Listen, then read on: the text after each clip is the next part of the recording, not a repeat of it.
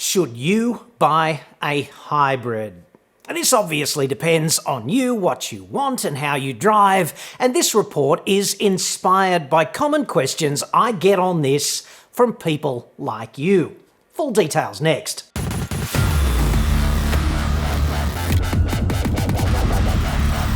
I'm John Cadogan from autoexpert.com.au, the place where Australian new car buyers save thousands off their next new cars. Hit me up on the website for that.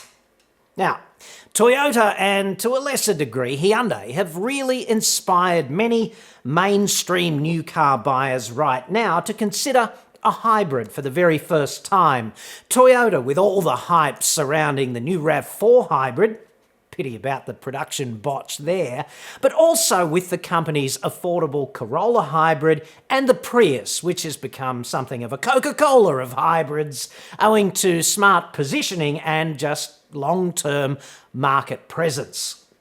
Hyundai also lobbed relatively recently with the Ioniq, which was just upgraded, as well as a straight EV version. Ioniq is available in two flavours of hybrid, the self-charging one that recharges the battery with regenerative braking, and the plug-in hybrid EV Ioniq, which also recharges by plugging into the grid optionally. So, more people than ever are considering hybrids for the first time. And Tim Boscher is one of them. We live in regional Victoria. My wife drives about 100 kilometres per week locally and has a weekly 250 kilometre return trip to the city at freeway speeds, so her annual Ks are a bit over the average. I have asked a couple of dealers about the pros and cons of hybrid cars for the above type of driving mix, and their responses seem to be largely bullshit. What is your take, and when does the price premium for hybrids make them a realistic proposition? In part, I'd suggest Tim is committing a venial sin, a violation of the 10 Commandments of car buying. It's a burn-in automotive hellable offence too. Thou shalt not ask a car dealer for advice, ever. It's in the big book. Because doing that, right, it's a great way just to get stitched up by Satan in a suit. There are plenty of places to get reliable automotive information, and I'd suggest a dealership is just not one of them. I'm not saying that all car salesmen are scumbags, but there are sufficient smooth-talking scumbags in the population of car salesmen for this to constitute a salient risk to you. They don't wear a badge to identify themselves or anything, they're just out there. There is a predominant class of car salesmen whose mission is to do or say anything to sell you a car. Any car, but especially one that's in stock now, regardless of whether or not said car is right for you. And the only countermeasure you can deploy here, apart from never asking for advice on the showroom floor, is to imagine a clock up there on the wall in these places. Because of DBTD, dealership bullshit time dilation, the clock up there is always locked on bullshit o'clock in a dealership. When you get told anything that does not seem reasonable or does not accord with your understanding of reality, it's bullshit o'clock. Do not suspend disbelief and swallow it, or just go with the flow, okay?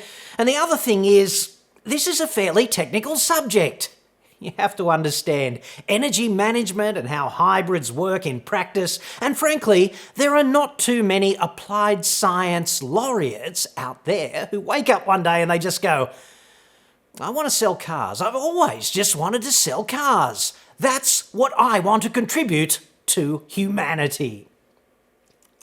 What I'm saying is that even that rare bird, the non-scumbag car salesman, is likely to be somewhat out of his depth on a question such as this. So even then, the likelihood of getting a robust answer is low.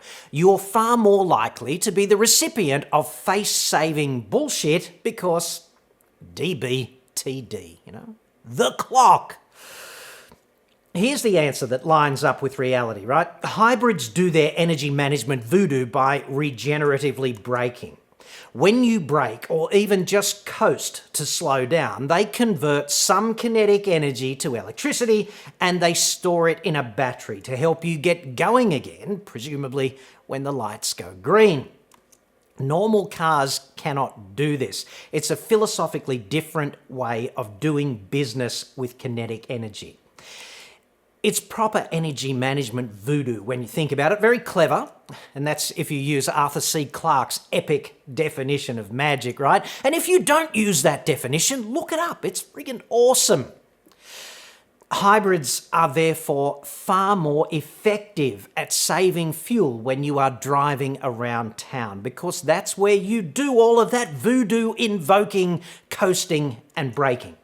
On the freeway at a constant speed, all the hybrid equipment, the battery and the motor and the control and management architecture down there, it all tends just to become excess baggage. It's just not very effective when you're driving, out there. In Tim's case, 70% of his wife's driving is on the freeway, so she'd probably get a better result on fuel economy and emissions in a small diesel car like, an i30 diesel, because diesels really stretch their fuel economy legs on the freeway, and that kind of driving is just Goldilocks for keeping the DPF, the diesel particle filter, happy and healthy.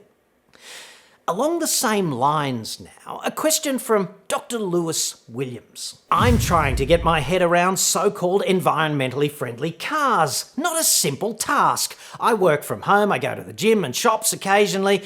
Infrequently, I undertake an interstate trip. I see my choice as hybrid, plug-in hybrid and pure electric/battery. Which is best suited to my needs? I'm assuming that the plug-in hybrid EV is more like a battery EV with an internal combustion engine as a range extender. A hybrid seems to be a conventional car with energy storage, recovery system. Battery EVs in Australia seem years away from viability because of a lack of infrastructure and significant charging times.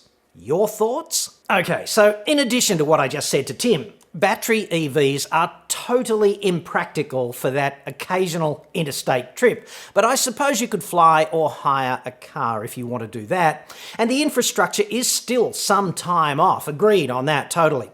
The price is also pretty hard to swallow, right? EVs are not economically rational. You have to want to be green first, and even then, that's questionable. Plug-in hybrid EV, right, is a hybrid with a bigger than usual battery that you can plug into the grid overnight and recharge. So it's kind of battery EV plus internal combustion engine as a range extender, as you say, right, but I'd categorise it more as a hybrid with a big fat battery in comparison to hybrids generally that gives the vehicle additional but still somewhat short distance, low demand, battery only operating capability. That's generally how plug-in hybrids roll.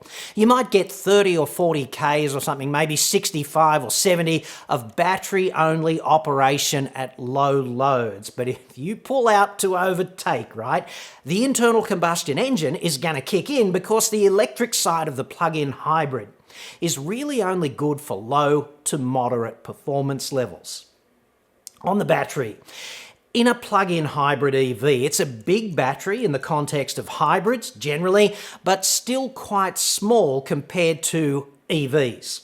Batteries are so expensive, right? Which is why, for example, in the plug-in hybrid EV Hyundai Ioniq, it's so much cheaper than the full-on Ioniq EV. It's all about the production cost of the battery. So there's fuel economy, right? And then there's being green, and green is a kind of related but substantially different question and quite a complex one. On a life cycle analysis basis, it might take 100,000 Ks or more, that's about 60,000 miles, America, Brexit stand, wherever. It might take that kind of distance or more to break even on CO2, battery EV versus internal combustion, but this is highly dependent on many variables, including the grid composition where you live and the size of the battery, and maybe even whether you've got a big fat solar array upstairs. If you live in a city, battery EVs and plug-in hybrids operating in battery mode have no tailpipe emissions, which is tremendously positive for urban air quality. That's a bit of a euphemism. It means they're really good for human health. And in Australia, we are totally self-sufficient nationally on electricity, right? So battery EVs are also a real plus for our national energy security. These are vitally important social issues too, but kind of outside the green box, and they don't get a run nearly enough in my view. I'd suggest, however, one very green option is just keep the car you already own if it's still viable. Thus, you avoid all of the upfront emissions from manufacturing another car of any kind. Another economically rational green option is buy the smallest internal combustion vehicle you can get away with, preferably a diesel if you're driving long distances most of the time, and drive gently for maximum fuel efficiency. This is advice average Australians don't take, incidentally. You know, Hilux, Ranger, Land Cruiser, the Toyota RAV4, Mazda CX-5, Hyundai Tucson and Nissan X-Trail were 7 of the top 10 vehicles last month. What we do, I'd suggest, with our wallets tells you a lot more about how green we are than what we say. If you don't want to upgrade at all, right, when you go out in the car and you want to be green, get as many things done as possible per trip instead of making multiple trips. You will save 100% of the fuel and reduce emissions to zero on every trip you can avoid making in this way. Wouldn't it be so nice if he could just get the friggin' words right for a change? The car industry, of course, does not want you to consider this about being green and efficient without upgrading, obviously, because they want to detain you with the myth that you can green up the world by buying a new car, preferably theirs. And that is a world-class con, I'd suggest. More consumption is not the green solution. Perhaps they should detain themselves instead by designing cars that are able to be upgraded instead of just thrown away. That's all I have for you today. Subscribe if you like this video and spew hate in the comments if you did not. I need a bit more of that. Comments have been far too tame lately, I note. There's a PayPal link in the description if you'd like to support these reports, and otherwise, I will catch you tomorrow when we talk about that pillar of sustainability, the new Nissan Patrol. Yes! And whether or not you should buy one of those. It might not be what you think. Thank you very much for watching.